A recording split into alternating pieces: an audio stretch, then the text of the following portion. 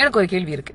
என்னன்னு பாத்துக்கிட்டீங்கன்னா, இல்ல அவன் மயக்க தூக்கிக்கிட்டு, ஓகே, அவன் மயக்க தூக்கிக்கிட்டு விஜய் ஒரு நடிகர், விஜய் ஒரு நடிகர், விஜய் ஒரு நடிகர், விஜய் ஒரு நடிகர்.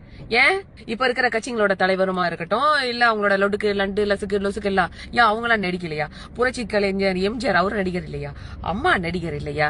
ஏன் உங்க ஸ்டாலின் சாரும் ஒரு நடிகர் இல்லையா? உதயநிதி ஸ்டாலின் சாரும் ஒரு நடிகர் இல்லையா? அப்புறம் இன்னொரு பைத்தியக்காரனுங்க இருக்கானுங்களே, அதாவது இந்த என்டிகே கட்சி, அவர் ஒரு மகா நடிகர் இல்லையா?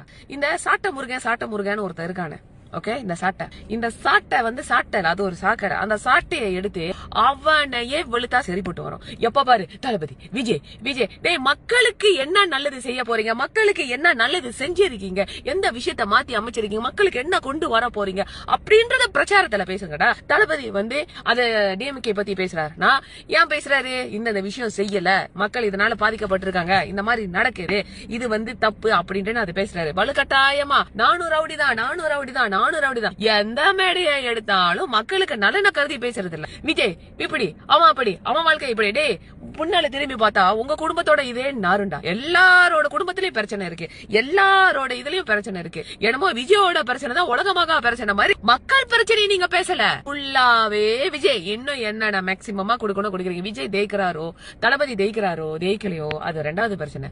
ஆனா இன்னைக்கு தளபதினா என்ன, இந்தியல் அரசியல்னா என்ன அப்படின்ட்டு இந்த இளைஞர்களுக்கு வந்து ஒரு தெளிவு வந்திருக்கு பாத்தீங்களா? ஆவுனா தளபதியை போயிட்டு பொலிட்டிக்ஸ் படிச்சுட்டு வர சொல்லுங்க, அரசியல படிச்சுட்டு வர சொல்லுங்க. டே விளக்கணிங்களா, நீங்களா என்ன பொலிட்டிக்ஸ் போயிட்டு ஆக்ஸ்போர்ட் யூனிவர்சிட்டியில படிச்சுட்டு வந்தீங்க? ஆக்ஸ்போர்ட் யூனிவர்சிட்டி இல்ல உங்க தமிழ்நாட்டுல அரசியல் செய்வது எப்படி, அரசியல் பூந்து கொள்ளடிப்பது எப்படி அப்படின்றது தனியா ஒரு கல்லூரி வச்சிருக்கீங்களா, இல்ல பல்கலைக்கழகம் வச்சிருக்கீங்களா? பைத்தியக்காரனுங்களா உங்களெல்லாம் யார் வந்தாலும் திருத்தவே முடியாது. உண்மைக்கே சொல்றேன், திருத்தவே முடியாது. இந்த தமிழ்நாடு வந்து இந்த மாதிரி இருக்கிறதுக்கு உங்களை மாதிரி சில பேரு 6 அறிவு இருந்தோ பயன்படுத்தாததுதான் காரணம்.